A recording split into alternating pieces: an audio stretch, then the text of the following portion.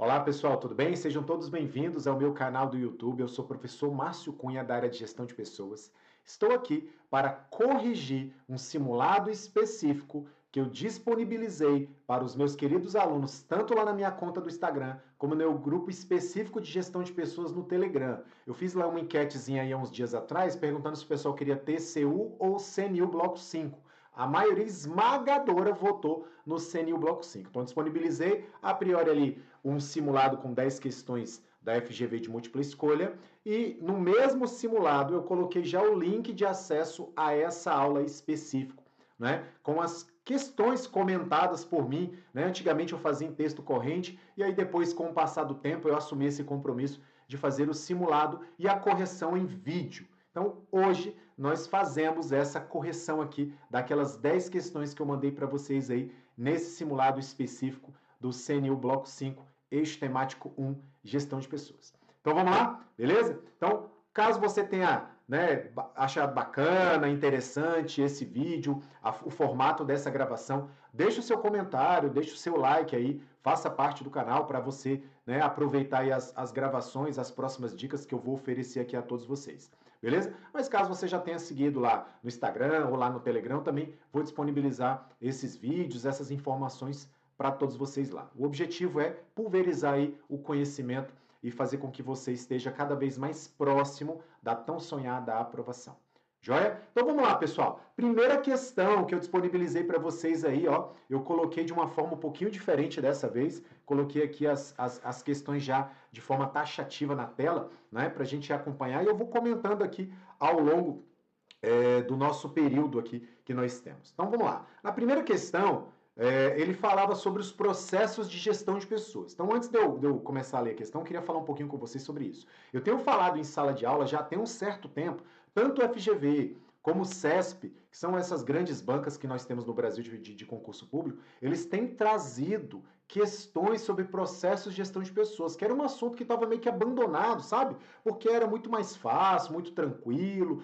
A maioria das pessoas que estudam gestão de pessoas sabem sobre os processos, que são 6, né? Agregar, aplicar, recompensar, desenvolver, reter, manter e monitorar. Então fica muito tranquilo de acertar as questões. Só que de 2023, ali do finalzinho de 2023, 2024, que foi o ano passado todo, e esse ano, tanto aí, prova da Polícia Civil, área administrativa, Polícia Federal Administrativa do CESP, como o próprio MPU, né, concurso muito grande aí da FGV. Nesse ano, o próprio DPE, que é essa questão aí também do Estado do Roraima, também tem trazido questões de processo de gestão de pessoas. Então, tomem bastante cuidado com os processos. É um assunto que muita gente passa batido, porque ficou muito tranquilo de acertar em prova, mas que as bancas têm cobrado agora com mais ênfase, digamos assim. Então vamos lá. Primeira questão.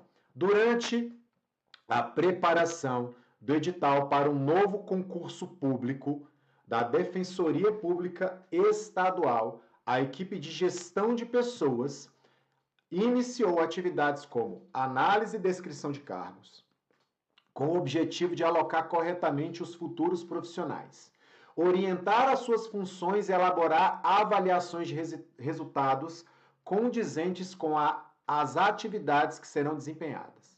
Nesse contexto, o processo de gestão de pessoas que está sendo priorizado pela organização é agregar, aplicar, desenvolver, manter pessoas ou monitorar. Então aqui ele trouxe 5 processos básicos de gestão de pessoas. Ficou faltando apenas o recompensar. Então vamos lá, o primeiro processo de gestão de pessoas é o processo de agregar. O processo de agregar já está fora da questão, porque o processo de agregar tem o objetivo de trazer gente para fazer parte da organização. É agregar, é prover, é suprir a organização de gente. Então lá nós trabalhamos com recrutamento e com a seleção. Beleza? Na questão, ele não fala sobre recrutamento e seleção. Então o processo de agregar está fora. Joia? Segundo processo, processo de aplicar. O processo de aplicar, nós trabalhamos com 3 políticas. Então vamos lá, seguindo a ordem, né? Processo de agregar. Eu trouxe gente para fazer parte da organização. Recrutei, soltei o edital no mercado, você olhou o edital, se interessou, tipo o edital do CNU, olhei lá o edital do CNU, bloco 5, me interessei. O edital é uma forma de recrutamento, de chamamento. Aí lá no dia marcado, né, no domingo, você vai fazer uma prova. A prova é a seleção. Então esse é o processo de agregar. Trouxe gente para agregar. E aí você passou no CNU. Beleza? Amém? Esse é o objetivo. Você passou no CNU. Agora, o CNU tem que te aplicar, tem que te inserir na realidade do órgão que você vai trabalhar. E aí, a primeira política, a primeira prática, né? A primeira ação é a orientação, ou chamada também de integração. Qual que é o objetivo da orientação? É te inserir na realidade da empresa, é te apresentar a cultura da organização, ok? Depois, ele vai te mostrar o que se espera de você no cargo, ou seja, descrição e análise de cargos. É a segunda prática, é a segunda política. E aí, depois que eu te inseri na realidade da organização, que eu te expliquei o que eu espero de você no seu cargo, eu vou o quê? Montar critérios, né? E te explicar os critérios para avaliar o seu desempenho. Aí vem a parte de gestão de desempenho. Então, no processo de aplicar, nós trabalhamos com 3 ações: integração, que também é chamada de orientação ou ambientação, descrição e análise de cargo, que é o conteúdo do cargo e o que você precisa ter para ocupar o cargo, e a própria avaliação de desempenho. Então, eu apliquei você na organização, que é exatamente isso que a questão busca. Porque quando ele fala lá, ó, iniciou a equipe de gestão de pessoas, atividades como análise e descrição de cargos, orientação das funções e elaborar avaliações de resultados de desempenho, isso está diretamente ligado ao quê? Ao processo de aplicar pessoas. O que é o processo de desenvolver, professor? Já que a gente está aqui falando sobre isso. O processo de desenvolver está diretamente ligado às avaliações de desempenho. Ou, desculpa, ao treinamento e desenvolvimento. A avaliação de desempenho já foi. Então, você apresentou um desempenho ruim, aí você vai ser treinado e desenvolvido. Beleza? E aí tem as outras ações aqui que ele fala, né? Manter pessoas. É aqui entra a parte de você criar uma condição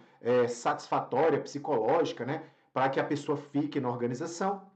Entra ali a parte de higiene, qualidade de vida, clima, cultura organizacional e etc. E a parte de monitorar, que é a alternativa E aí, está diretamente ligada ao sistema de informações gerenciais, aos bancos de dados e assim por diante. Beleza aí, pessoal? Tranquilo? Então, questão 1, alternativa B, de boletos pagos pelo CNU muito em breve. Beleza? Vamos avançar para a segunda questão. Então, vamos lá. Segunda questão. A prática de recrutamento, que apesar de ser mais econômica e ágil em comparação às demais, pode comprometer a inovação e dificultar os processos de mudança na organização, é conhecida como recrutamento interno, recrutamento externo, recrutamento potencial, recrutamento seletivo ou recrutamento por triagem.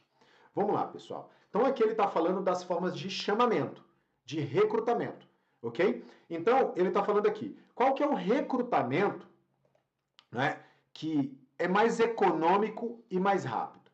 Qual que é o recrutamento que é mais econômico e mais rápido? É uma vantagem. Mas, apesar de ser mais econômico e mais rápido, ele também dificulta o processo de mudança e inovação da organização.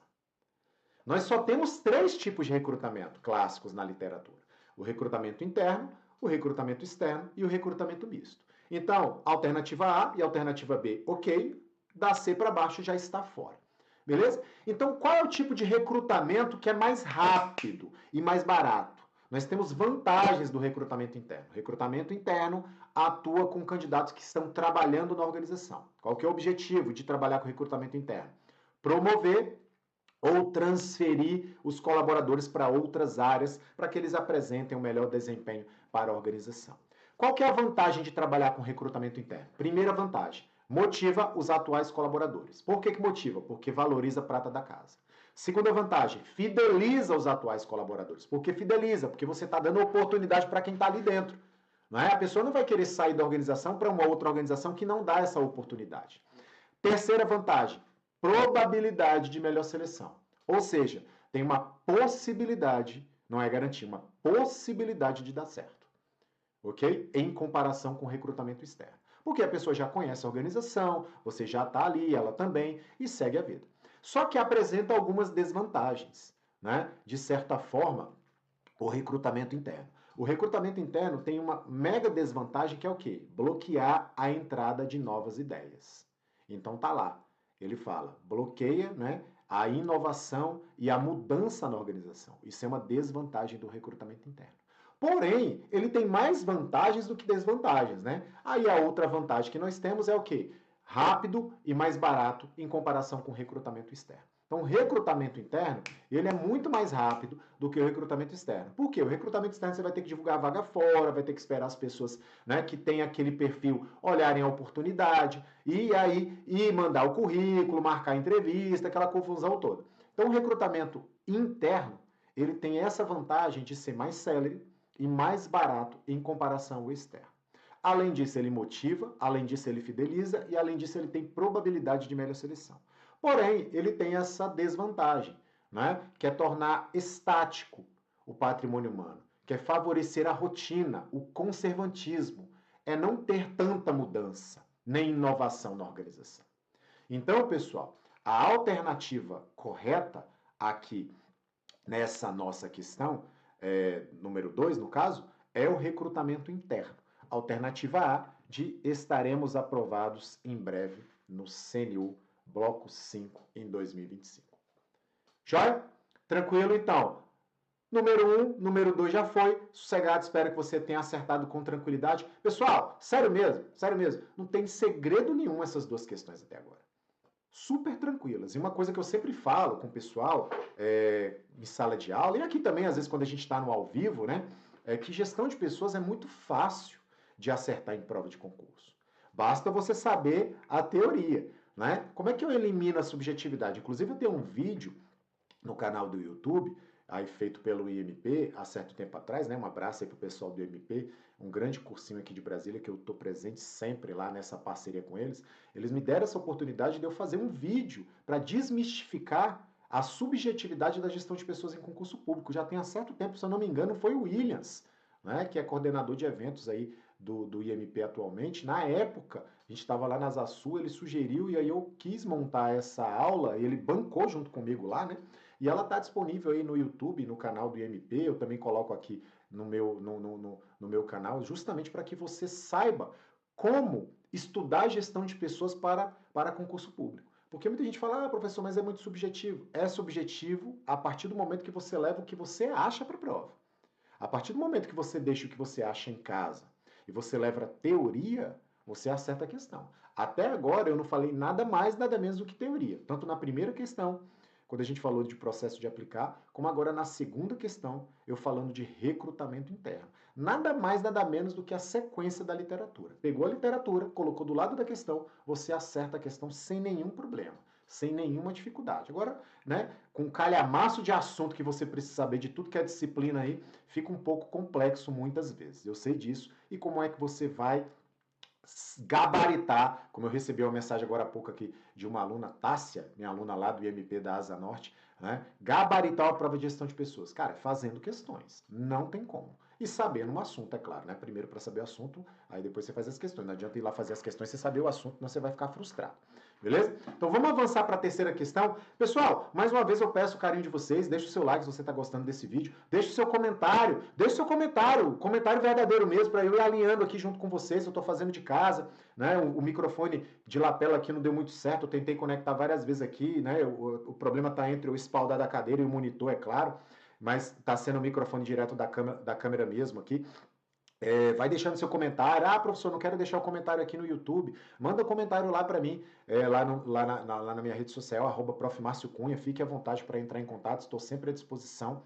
Né? Eu sempre deixo aqui na descrição do vídeo o link e também o meu arroba para que você, né, me siga lá nas redes sociais também. Professor, não quero deixar aqui para o pessoal não ver, estou com vergonha. Manda um direct, manda um e-mail, tá tudo certo. Eu estou aqui com o objetivo da gente sempre alinhar e estreitar nossa relação cada vez mais próxima. Beleza? Então vamos nessa, vamos avançar para as questões aqui. Era para estar aqui o meu arroba aqui embaixo, eu acabei esquecendo de colocar, mas não tem problema não. Nas próximas questões aí eu coloco.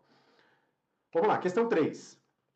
Durante o campeonato estadual, o técnico de um time de futebol do estado do Roraima percebe que um dos jogadores tem se atrasado constantemente para os treinos, causando mal-estar entre os demais membros do elenco. Diante disso, o técnico decide afastá-lo temporariamente das partidas finais, como forma de resposta ao comportamento inadequado. Com base na teoria do reforço de Skinner, é correto afirmar que o técnico utilizou a estratégia de quê? Letra A, punição, extinção, mitigação, reforço positivo ou reforço negativo. Eu quis trazer essa questão lá também da Defensoria Pública do Estado do Roraima.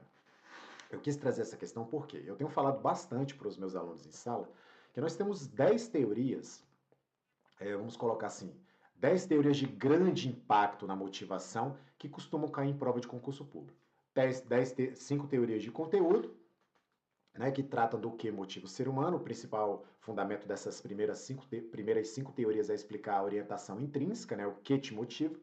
E as outras 5 teorias que são teorias de processo. O objetivo não é explicar a orientação intrínseca, sim o processo da motivação, é como você se motiva.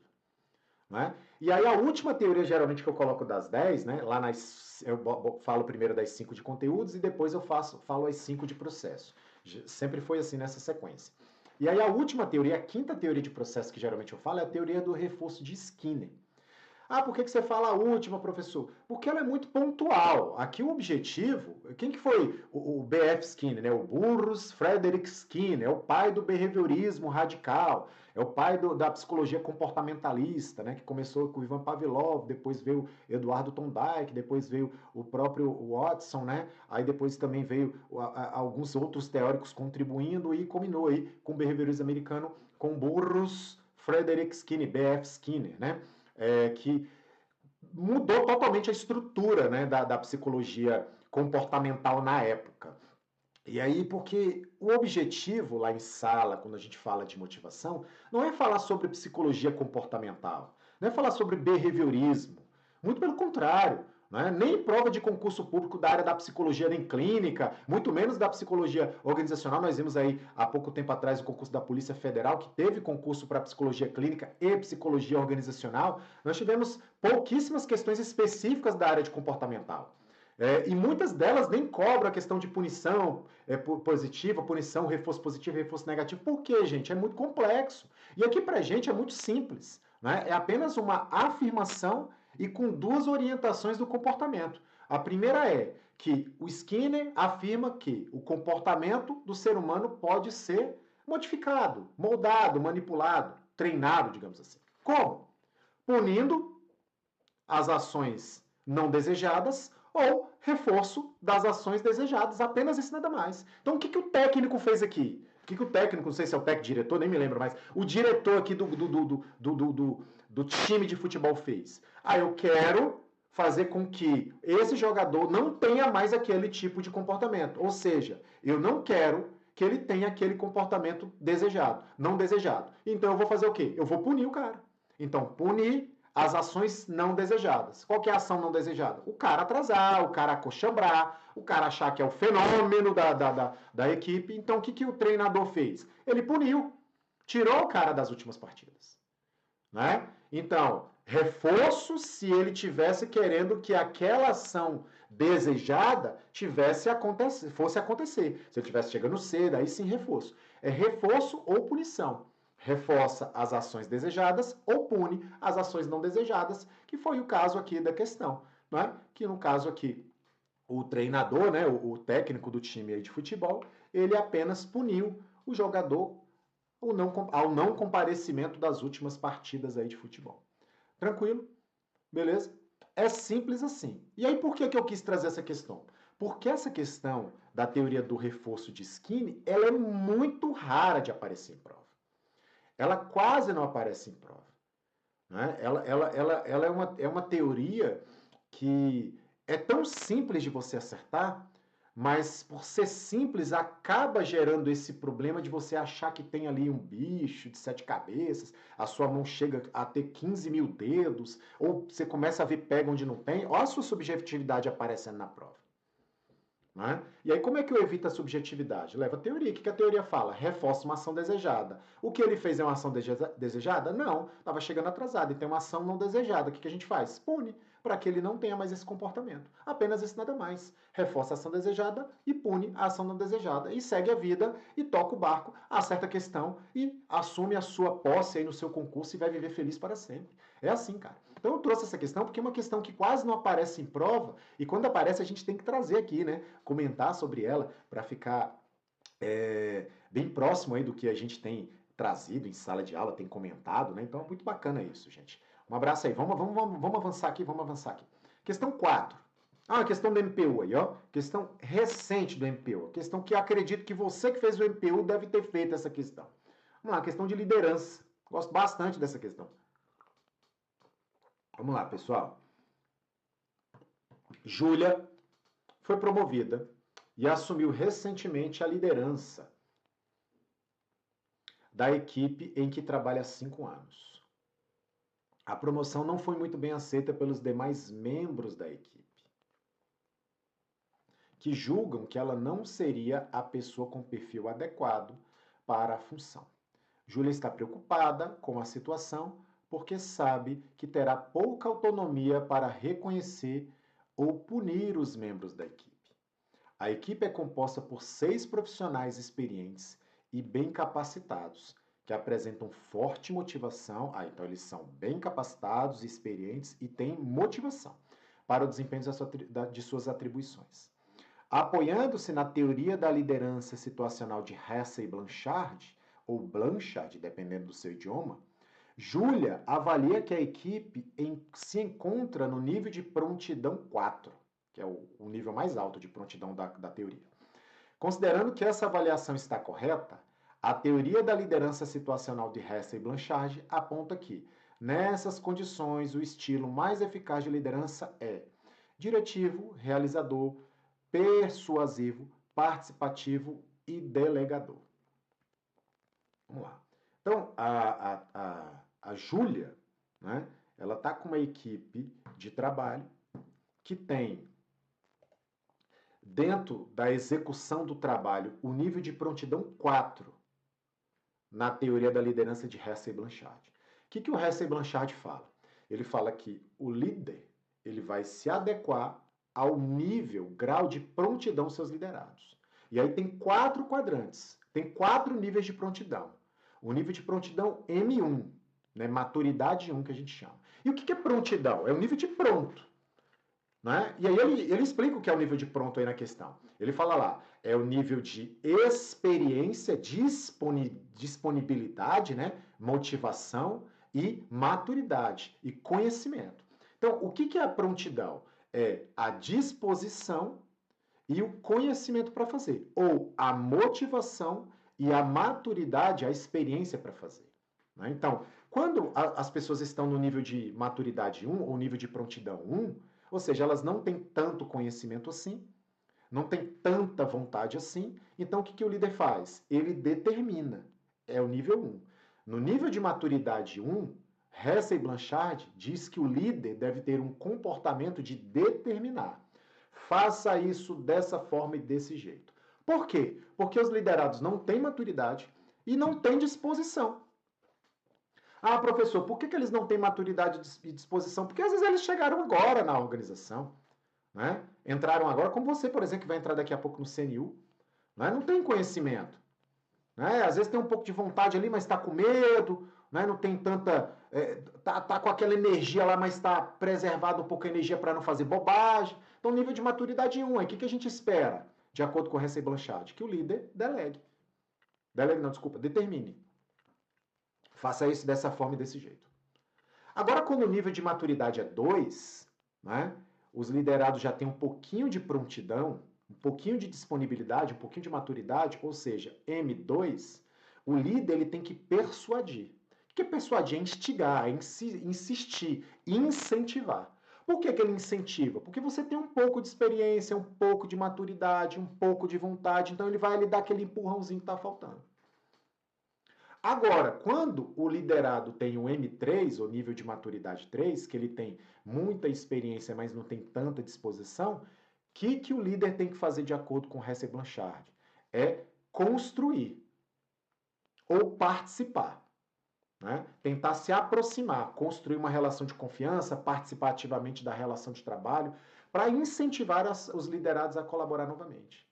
E aí vem o nível 4, M4, que é o caso aí da questão. A questão fala que eles estão no nível de maturidade 4, de acordo com Júlia. Por quê? Porque eles têm muita vontade, muito conhecimento, muita experiência e muita motivação e muita disponibilidade. Então, o que o líder tem que fazer de acordo com o Hessey Blanchard? Quando os liderados estão no nível de maturidade 4, o líder ele deve delegar. Deixa eles executarem. Por quê que o líder tem que deixar eles executarem o trabalho? Porque eles sabem como fazer e sabem de que forma fazer e ainda tem vontade para fazer. Entende? Então, lá, voltando na questão, né, ele vai ser, no caso, o delegador, ele vai delegar. Ele vai fazer com que os seus liderados executem os seus trabalhos. Essa é a relação. Tranquilo aí, pessoal? Então, letra E de estaremos todos aprovados, né, no próximo CNU bloco 5. Estaremos não, eu não, né? Você no caso, né? Eu só estou aqui sendo um facilitador. Você é que vai passar no concurso, menino. Beleza? Vamos avançar aqui, rapaziada. Vamos lá. Então, a questão 4, alternativa E. Vamos avançar. Então tá aí, ó. Delegador. Número 5. Podemos aí? Número 5? Ótimo. Luciano é colaborador da empresa Caminhando Juntos. Caminhando e cantando e seguindo a questão, não é assim? Vamos lá. Caminhando juntos. E em processo de gestão de desempenho, seu superior considerou que ele precisava desenvolver hard skills e indicar processos formadores para isso. Um exemplo de hard skill é: letra A, aprendizado de idiomas estrangeiros. Letra B, habilidades comunicacionais. Letra C, capacidade de trabalhar em equipe. Letra D, aptidão para liderar grupos. Letra E, habilidade para resolução de problemas interpessoais. Então, é uma outra coisa muito importante que lá quando eu estava na sala dando aula para o pessoal do MPO, eu falei, tomem cuidado muito com essa moda que algumas bancas estão tendo, inclusive a própria FGV, de pegar as competências, lá na gestão de competências, as competências técnicas e competências comportamentais e transformá-las. Competências técnicas em hard skills e competências comportamentais em soft skills. O que é uma competência técnica ou uma hard skills? É a quantidade de conhecimento que você adquiriu ao longo da vida. São os seus cursos, as formações que você teve, os certificados que você adquiriu, que você, né, agregou ao longo da vida, né, a sua graduação, a sua pós-graduação, o seu curso técnico, o seu curso de idioma, o seu curso de informática, o seu curso de rede social, o seu curso de taquigrafia, o seu curso de eletrônica. São conhecimentos que você adquiriu ao longo da vida. São as suas formações, né, que você foi agregando, né, foi montando ao longo do seu caminho. E o que é uma soft skill? É um nível de equilíbrio e adequação emocional que você tem ao meio social que você vive. É uma competência comportamental. Isso nem o curso vai te proporcionar. Ele pode te oferecer o conhecimento, mas você só vai ter essa competência quando você estiver lá na sociedade. Por exemplo, eu vou fazer um curso aqui de administração de conflitos. Pô, conheci lá acomodação, evitação, todas as técnicas de gestão de conflitos, mas eu só vou saber lidar com conflito na prática, né? Levando em consideração a relação que eu tenho com outras pessoas no mundo. Aí eu só vou saber, eu vou fazer um curso de comunicação. Massa, eu conheci ali as técnicas de comunicação, as formas de atuação, a hora que eu dou faço de forma mais firme, a hora que eu aumento, a hora que eu diminuo, a hora que eu coloco um drama. Mas eu só vou saber levar isso de uma forma mais maleável lá na prática. Né? Isso é uma soft skill, uma competência comportamental. Então, na questão, o chefe, né, ele quer, no caso, o desempenho de uma competência técnica. Né? Ele quer uma competência técnica, uma hard skills. Então, vamos lá. Né? Então, quais dessas alternativas aqui são competências técnicas? Aprendizado de idioma estrangeiro, habilidade comunicacional, capacidade de trabalhar em equipe, aptidão para liderar grupos ou habilidade para resolução de problemas interpessoais. Sem querer querendo, eu falei sobre conflitos e comunicação, que está aqui nas alternativas, só até sem querer. Está aqui, ó. A alternativa B seria comunicação e a alternativa E seria gestão de conflitos. Você já sabe que a B e a E, pelo próprio exemplo que eu dei aqui, são competências comportamentais, são soft skills. Agora, liderança também é uma competência comportamental. Eu fiz um curso de liderança. Agora, é garantia que você vai ser um bom líder? Não. Você sabe os conceitos, né? Tem todas as técnicas ali de liderar. Agora, se você vai ser um bom ou um mau líder, é na prática organizacional. Então, a alternativa aqui de liderança, que é a alternativa D, também está fora. Aí vem a alternativa C, capacidade de trabalhar em equipe. Cara, eu sei que equipe é formada por 2 ou mais pessoas, né? Que trabalham de forma simultânea, que gera uma sinergia positiva e etc e tal. Porém, eu só vou trabalhar, conseguir trabalhar em equipe lá na prática organizacional. Não adianta eu saber todos os conhecimentos de trabalho em equipe. Né? Eu preciso demonstrar isso na prática organizacional. E aí sobra apenas a alternativa A, de estaremos todos aprovados no próximo CNU. Que é o que, pessoal, que ele fala? Que é aprendizado de idioma estrangeiro. Eu vou lá, faço um curso, recebo, vou pegar uma folha qualquer aqui, não tem uma folha, tem um caderno aqui. Recebo lá, tem uma folha branca aqui, meu filho deixou. Recebo lá o meu certificado, né, habilitado lá no idioma estrangeiro, ou inglês, ou espanhol, ou francês, sei lá. Isso aqui é o meu quê? Curso de inglês. A partir de agora, eu já tenho um certificado que me habilita a ser uma pessoa que fala em outro idioma. Então, uma hard skill, uma competência técnica, né, que eu adquiri com o quê, pessoal? Com os cursos, com a minha vida, aprendizado que eu tive ao longo da minha vida. Joia? Tranquilo? Então fica aí a alternativa A de estaremos todos aprovados no próximo CNU, como a gente falou. Questão também aí do MPU. Olha só que beleza, né? Então é importante a gente lembrar de tudo isso aí e levar em consideração que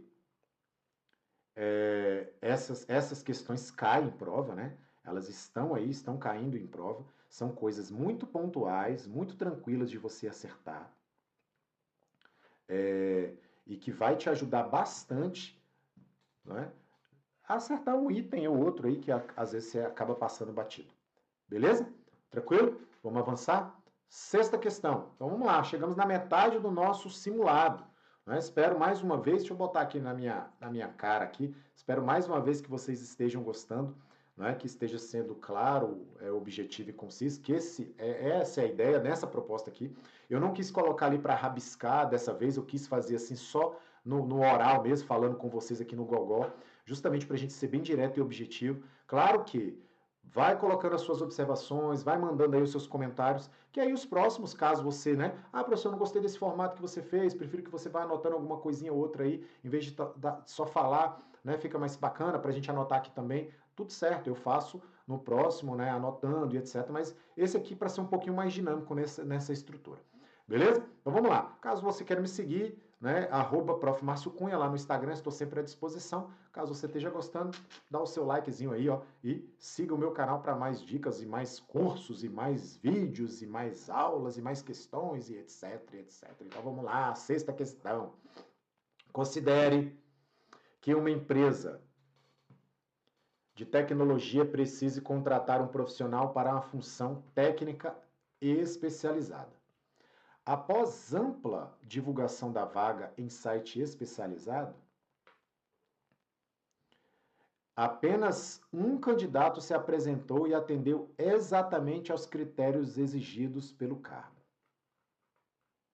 Como há somente um candidato disponível e nenhum outro concorrente, o processo ocorre sem etapas de comparação ou eliminação de candidatos. Nesse caso, o modelo de contratação adotado pela empresa é conhecido como modelo D. Vamos lá. Nós temos aqui, pessoal, uma coisa muito bacana e importante, que é o modelo de tratamento dentro da seleção chamado processo decisório. Toda vez que chega nesse ponto aqui, eu costumo falar bastante com os meus queridos alunos, que é o seguinte, nós temos 2 formas de decisão em administração de uma forma geral. Né? O processo decisório aqui em gestão de pessoas, que é em seleção, e o processo decisório lá em administração geral, que é uma outra coisa. Beleza? Que é com outro professor, com outra ideia, outro caminho a ser percorrido. Beleza? Então chega lá no momento da seleção que a gente precisa tomar uma decisão. E aí dentro do processo decisório, nós temos uma forma de tratamento, né? Que é chamado modelo de tratamento da seleção. E aí nós temos 3 formas. a forma colocação, a forma seleção e a forma classificação. Então, nós temos aí as 3 formas nas questões, ou nas alternativas. Classificação, colocação e seleção. Coincidentemente, são as 3 primeiras, A, B e C. Né? Então, D e E já está fora. Lembra do que eu disse da tal da subjetividade? É assim, você lembra da teoria, você já tem aí, ó, 2 alternativas fora. Então, se você sabe que lá no modelo de tratamento da seleção, nós temos 3 apenas formas de tratamento, colocação, seleção e classificação, então as outras estão fora. A, D e a E estão fora. Sobra ali, classificação, seleção e colocação. Então, vamos para as definições. Então, modelo de tratamento. Primeiro modelo de tratamento chamado de colocação. A colocação é quando existe apenas um candidato para uma vaga. O que você faz? Você pega esse candidato e o coloca na vaga. Que é exatamente o que acontece aqui na questão. Né? Apareceu apenas um candidato que tem aí os requisitos que o cargo exige. Como não apareceu nenhum outro candidato, não há necessidade de comparar ele com nada, não há necessidade de excluir ele para nada, muito pelo contrário. O que a gente faz? O contrata. Colocação. Alternativa B, de boletos pagos pelo CNU. Ok? Vou até já avançar aqui. Ó. Alternativa B, de boletos pagos. Só que a segunda forma é a seleção. A seleção é quando existem vários candidatos para uma vaga.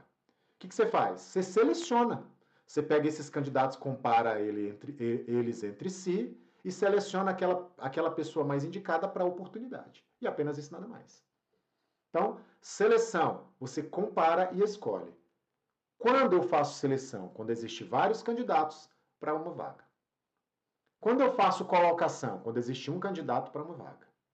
E a última opção é a classificação. A classificação é quando existem vários candidatos para várias vagas. O que eu faço? Rol de classificação. Primeiro colocado, segundo colocado, terceiro colocado, quarto colocado, e vou chamando na medida que vai surgindo as oportunidades. É geralmente o que ocorre em concurso público quando tem muitas vagas.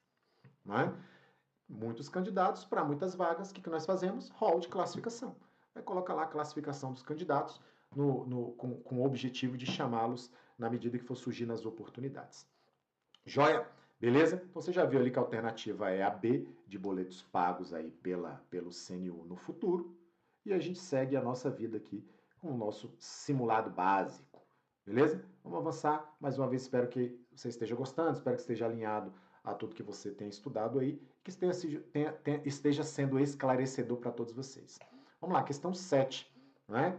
Como você já sabe, nós temos 10 questões em nosso simulado, já estamos na 7, daqui a pouco a gente finaliza, né, dentro da proposta aí, que eu imaginava entre uma hora e pouquinho de aula. Então vamos lá, questão 7. Sobre a teoria da hierarquia das necessidades. Gente, ela sempre está na prova. A teoria de Maslow, ela sempre cai em prova. Não tem jeito. É prova de concurso público da área administrativa, que coloca motivação, liderança, etc. Vai ter uma questão de Maslow. Então, uma questão que nós já fizemos aqui, né, de liderança, e falamos dos blocos lá da motivação. E agora a questão, né, nós fizemos a questão do reforço de Skinner, agora uma questão de conteúdo, né, teoria da hierarquia de Maslow. Então vamos lá. Sobre a teoria da hierarquia das necessidades, sintetizada na pirâmide de Maslow, uma das principais teorias sobre motivação no campo da administração, assinale a alternativa correta. Por incrível que pareça, né, a princípio, Maslow não tinha determinado um modelo piramidal. Você acredita nisso? A hierarquia de Maslow não era piramidal. Não tinha esse negócio de pirâmide. Pirâmide, não tinha. Ele apenas montou a hierarquia das necessidades, o modelo piramidal veio pós-Maslow, com os estudiosos depois ali que estavam junto com Maslow, com o objetivo, né, de construir essa ideia de crescimento piramidal e etc., que não era a proposta de Maslow. Maslow era apenas uma hierarquização. Beleza? Mas aí ficou famoso pelo modelo piramidal de Maslow e a gente segue, né, dentro dessa proposta do que a teoria fala. Vamos lá. Então, uma das principais teorias sobre motivação no campo da administração assinala a alternativa correta. Então, ele quer a alternativa correta sobre a pirâmide de Maslow. Então, vamos nessa. Letra A. As últimas necessidades a serem atendidas são as necessidades sociais, que têm relação com a sobrevivência do indivíduo, como alimentação, água e abrigo. Então, se você sabe da pirâmide de Maslow, as últimas necessidades a serem atendidas, né, são estima e autorrealização. São as necessidades de alta ordem, né? Estima e autorrealização, junto com a necessidade social. Social, estima e autorrealização são as necessidades de alta ordem. Então, vamos falar as últimas, né? Estima e autorrealização. Cadeira aqui, bico de papagaio do velhinho aqui já está doendo. Então, vamos lá. Então, o que ele fala aqui? As últimas necessidades a serem atendidas são sociais. Errado. Estima e autorrealização. Beleza? Que tem a ver com sobrevivência do indivíduo, como alimentação, água e abrigo. Alimentação, água e abrigo é necessidade fisiológica. Então, o item está duplamente errado. Beleza? Vamos avançar. Letra B. As necessidades fisiológicas constituem a base da pirâmide e devem ser as primeiras a serem satisfeitas por serem essenciais à sobrevivência humana. Então, lá na pirâmide de Maslow, nós temos, né, 5 necessidades dispostas hierarquicamente. Beleza? Na base da pirâmide, encontra-se a necessidade de mais fácil acesso, que é a necessidade o quê? Fisiológica. É a primeira necessidade básica. É a primeira necessidade, a mais básica de todas, e como o próprio modelo de Maslow fala, aquela que é básica para a sobrevivência do ser humano. Então, a alternativa correta, logo de cara, é a alternativa B. Mas vamos passar pelas outras alternativas, já para a gente desmistificar aqui tudo isso. Então, alternativa C. As necessidades sociais devem ser as últimas a serem atendidas, por estarem diretamente ligadas a aspectos puramente materiais considerados secundários. Errado, necessidade social não é a última, necessidade social é a terceira necessidade apenas. Ok? Letra D. As necessidades de realização pessoal, ou seja, de autorrealização, localizadas no nível intermediário. Errado. As necessidades de realização pessoal ou autorrealização são as últimas necessidades a serem atendidas, não estão em nível intermediário. E letra E. As necessidades de autorrealização devem ser satisfeitas prioritariamente em relação às necessidades fisiológicas, pois são fundamentais para o bem-estar psicológico do indivíduo. Vamos lá, pessoal. Errado também. Porque, na realidade, a necessidade inferior ela sempre é prioritária com relação à superior. Por exemplo, eu atendo primeiro fisiológica para depois a segurança se manifestar. Eu atendo segurança para depois a social se manifestar. Eu atendo social para depois a estima se manifestar. Eu atendo estima para só depois a realização pessoal ou autorrealização se manifestar. Então, se a gente colocar entre autorrealização e fisiológica, qual que é a prioridade? Prioridade é fisiológica, porque se eu não atender fisiológica, eu não vou atender nas outras até chegar na autorrealização, nessa ordem hierarquizada que Maslow fala. Então, a alternativa E também está errada. Sobra aí como a gente fez, a alternativa B é a alternativa correta da prova. Beleza? Tranquilo? Mais uma vez, como eu disse a vocês, aqui é teoria, questão de prova. Teoria, questão de prova. Não tem muito o que inventar.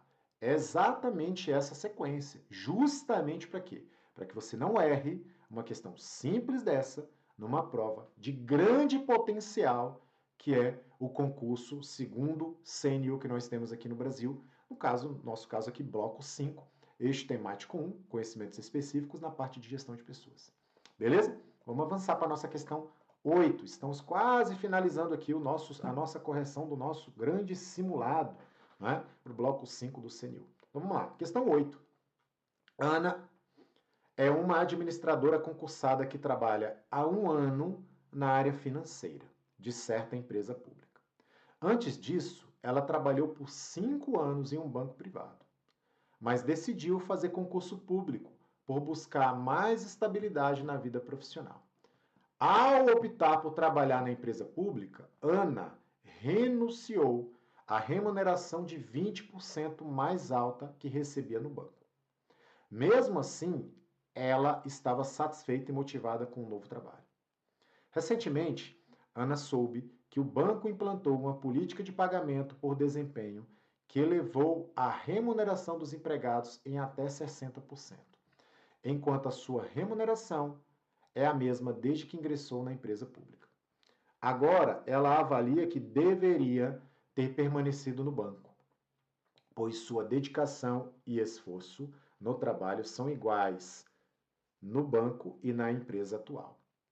Ana ficou desmotivada com o trabalho na empresa pública e pensa em voltar para o mercado financeiro, ou seja, pensa em pedir demissão, né? Com base na teoria motivacional da equidade e justiça organizacional, a situação ilustra uma percepção da inequidade, ou seja, do desequilíbrio, a partir do ponto de referência.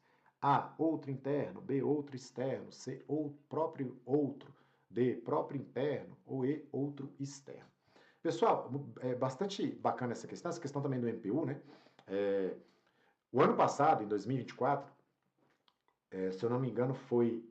Desculpe, eu não me lembro o concurso, não vou me lembrar aqui agora. Teve um concurso que a FGV também fez de grande potencial no Brasil, que ele colocou uma questão praticamente igual a essa aí, só que o personagem era um Carlos. E o ponto de referência que o Carlos comparava era de uma outra pessoa dentro da organização. Então, a FGV cobrou uma questão igual em 2024, uma questão agora em 2025, no concurso de grande porte do MPU. Pode ser que a proposta se repita aí nos conhecimentos específicos, embora temos diversos cargos aí no bloco 5 de administração. Então, tomem cuidado. Essa teoria é também uma teoria de processo. Então, nós fizemos aí já duas questões de teoria de processo, a do Skinner e agora a do Stacey Adams, né? Teoria da equidade de Stacey Adams, e fizemos uma questão de Maslow, que é de conteúdo. Joia? Excelente. Então, vamos lá, pessoal. Olha só. O que Adams fala? Ele fala assim, que o indivíduo, ele se motiva a partir do critério que ele tem com relação à recompensa que ele recebe. Então, a minha motivação vai se basear no critério que eu tenho com relação a uma recompensa que eu recebo. No caso é Ana o nome da moça aqui? Deixa eu ver se é Ana. Isso. No caso da Ana, a recompensa, o critério dela é a remuneração.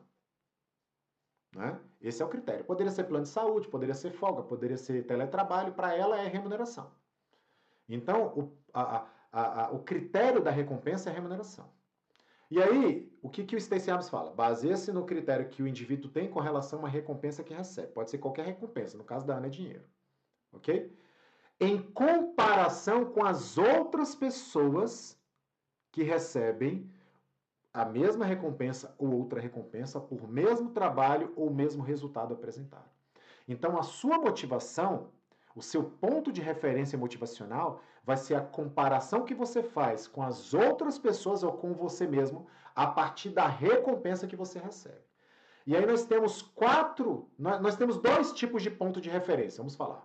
O próprio, que é você comparar você mesmo, e o outro quando você compara com o outro. No caso da Ana, ela está comparando ela mesma. Então ela está comparando a remuneração que ela recebe aqui na empresa pública com a remuneração que ela receberia ou poderia receber lá no banco. Então a comparação é próprio. Todo mundo concorda? Próprio. Próprio por quê? Porque ela está comparando ela mesma. Próprio. E é externo porque ela está comparando uma recompensa de uma outra instituição, fora da empresa que ela trabalha.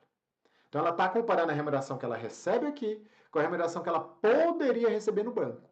Então o ponto de referência ou ponto, né, de comparação dela, ou ponto de inequidade dela, é próprio externo. Entende? Eu estou comparando algo que eu recebo ou que eu poderia receber fora daqui. Então, o ponto de referência é próprio externo. Poderia ser próprio interno, se ela estivesse comparando o que ela recebe aqui na empresa pública com o que ela pode ou poderia receber aqui dentro da empresa pública. E aí o ponto de referência dela seria próprio interno. Ou nessa área ou em qualquer outra área que ela trabalhasse aqui na empresa pública. Sendo na empresa pública, seria próprio interno. Né? Seria uma forma de comparação com dois pontos de referência, o próprio externo ou interno. E nós temos o ponto de referência, o outro. O outro seria, no caso, que foi na questão do ano passado, que era do Carlos, mas poderia ser da Ana também, ela comparando com outra pessoa. O que eu recebo aqui na empresa pública comparado com o que uma outra pessoa recebe no banco. Aí deveria ter dado nome, se fosse outro, né? A Ana está comparando o que Márcio recebe lá no banco. Aí seria o ponto de referência outro externo. Ela está comparando o que o Márcio recebe fora da empresa pública. Ou poderia ser o outro interno também. Ela está comparando o que o Márcio recebe em outra área com o que ela recebe nessa área aqui. Então, o ponto de referência seria outro, porque ela está comparando com outra pessoa, interno, porque seria na mesma organização. Mas no caso aí da questão, Ana está comparando o que ela recebe com o que ela poderia receber lá no banco. Então, o ponto de referência dela é o que, pessoal? É próprio externo. Alternativa E. Tá aqui, ó. Eu até estava procurando qual era a alternativa. Alternativa E. Joia aí, pessoal? Sossegado? Acertaram? Acertaram lá no dia da prova? Espero que sim, hein? Espero que sim. Vamos lá, vamos correr atrás do prejuízo. Vamos nessa.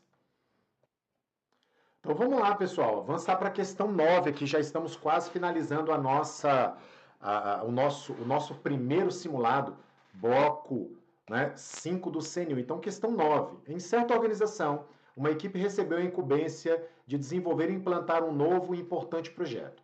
Carlos e Daniel, membros da equipe, têm visões conflitantes sobre a melhor forma de distribuir e realizar as diversas atribuições, o que gerou um impasse que tem dificultado o seguimento do projeto. Uma reunião da equipe foi marcada pelo gerente para se tentar chegar a alguma solução. Na reunião, Carlos e Daniel reconheceram que haviam sido intransigentes e concordaram com uma proposta que levasse em conta parcialmente os pontos de vista de cada um. O conflito descrito e a abordagem de administração do conflito apresentadas são respectivamente. Vamos lá, na realidade até um erro aqui de escrita nessa questão, porque ele fala respectivamente, mas ele coloca a abordagem antes, né? E ele coloca o conflito descrito depois, beleza? Abordagem de administração, né? E o conflito descrito. Então vamos lá. Nós temos aí duas abordagens, ou melhor, três abordagens específicas de conflito. Nós temos a abordagem estrutural, que é aquela que se antecede, né, que trabalha com as causas do conflito. Nós temos a abordagem de processo, que trabalha com o conflito em si, que trabalha logo com o conflito estabelecido, com o conflito quando ele já está acontecendo, né? Geralmente coloca mediação de confrontação para geralmente fazer a catarse, etc. E a abordagem mista, que combina a abordagem estrutural e a abordagem processual. Então aqui, né, a gente já olha de cara nas alternativas e pensa assim, cara, se o conflito, a abordagem é estrutural, processual e mista, eu já consigo eliminar algumas coisas aqui. Eu já consigo eliminar, por exemplo, da C à letra E. Porque conflito de tarefa, conflito de relacionamento não são abordagens. Né? A gente só tem abordagem estrutural, processual e mista. Como o conflito já está acontecendo, né? O conflito já acontece, eles até colocam aqui que eles, né? Como é que eles colocam aqui? Que eles foram intransigentes, né? Na resolução do problema e tal. Então, quando eles foram intransigentes, é porque o conflito já estava acontecendo. Não é isso? O conflito já estava acontecendo. Então, a abordagem é processual. Beleza? A gente já sabe. Tranquilo? Ótimo. E aí, quando ele fala ali, e como é que é a forma de administrar o conflito? Na realidade está certo, ele fala abordagem, forma de administração, tudo na mesma palavra praticamente, né? Parece que está anotado de forma errada. Então a alternativa A e B fica ali, processo. Só que aí, na alternativa A, ele fala assim, ó, que a forma de administração é a acomodação. O que é acomodação? A acomodação é você empurrar com a barriga, é você resolver os pontos pequenos e deixar os maiores lá para frente, é se acomodar, é botar para debaixo do tapete. E aqui na questão ele fala assim, ó, que ambos cederam. Ambos concordaram, né? Ó, concordaram com uma proposta que levasse em conta parcialmente os pontos de vista de cada um. Então, eles abriram mão, né, de algo para resolver a situação conflituosa. Então, se eles abriram mão aqui, ó, a gente tem uma forma de administração de conflitos chamada assumir o compromisso, que é lá na alternativa B aqui, ó, compromisso. O que é a forma de compromisso? Não é?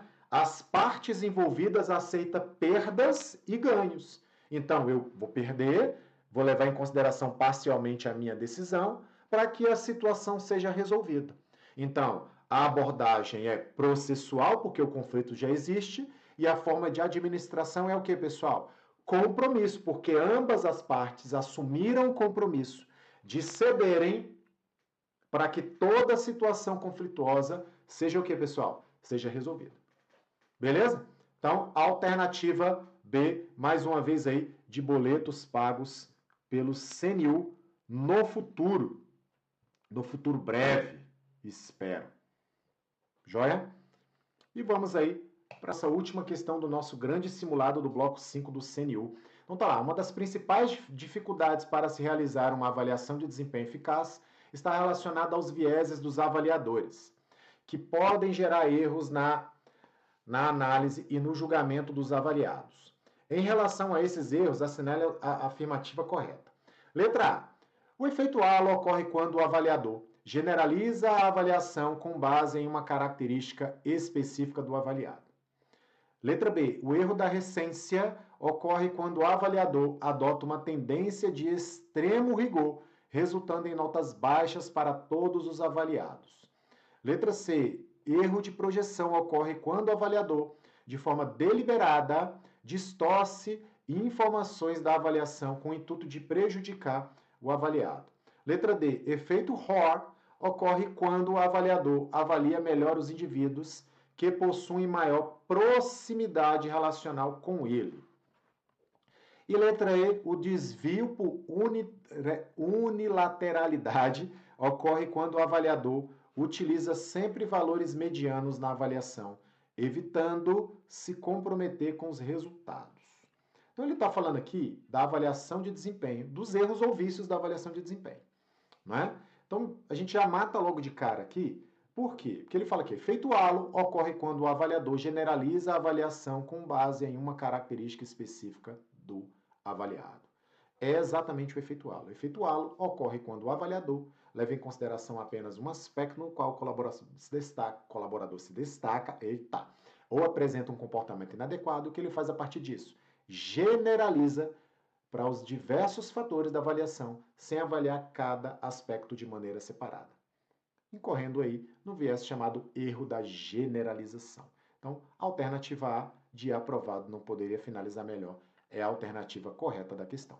Mas vamos avançar. O que é o erro da recência? O erro da recência, vocês conhecem como recenticidade, ou recentismo, aquele erro que o avaliador leva em consideração apenas os últimos períodos de desempenho da avaliação de desempenho do colaborador. Né? Então, em vez de avaliar o desempenho completo, ele leva em consideração apenas os últimos períodos de desempenho. Então, seria o tal da falta de memória, do recentismo, né? Ou da recenticidade. Né? É o erro da recenticidade. Então, esse aí é o erro da recenticidade. Então, o item está errado por quê? Porque ele fala aí de extremo rigor. Extremo rigor, nós temos um erro de extremo rigor, que é chamado complacência e rigor. Não é? Então, é aquele erro lá que o cara é muito bonzinho ou muito rigoroso, chamado erro de complacência e rigor, ou leniência barra severidade. Recência é o recentismo, né? A recenticidade, é a avaliação da falta de memória. Erro de projeção, não tem nada a ver a definição aí, né? Erro de projeção, o avaliador projeta na avaliação do colaborador, né? Ele te avalia com base no que ele acredita, em vez de te avaliar como você é, né? Ele projeta os aspectos na sua avaliação que ele acredita que é seu desempenho. Né? Então não tem nada a ver com o que está escrito aí. Efeito OR, ou ROR, é o lado negativo do efeito halo. Né? Então ele fala aqui, ó, quando o avaliador avalia melhor os indivíduos que possuem maior proximidade com ele. Tem nada a ver. Efeito ROR é o lado negativo do erro da generalização. Então ele fala lá, ocorre quando o avaliador leva em consideração apenas um aspecto no qual o colaborador se destaca, efeito halo, ou apresenta um desempenho inadequado, efeito ROR. E o que ele faz a partir disso? Generaliza para todos os outros aspectos. Esse negócio de ter proximidade com o avaliador não tem nada a ver com o efeito ROR. E por último, desvio de unilateralidade. Também não tem nada a ver aqui com a gente. Joia? Beleza? Ótimo. Excelente. Pessoal, a gente finaliza aqui o nosso aulão, ou melhor, nosso aulão não, né?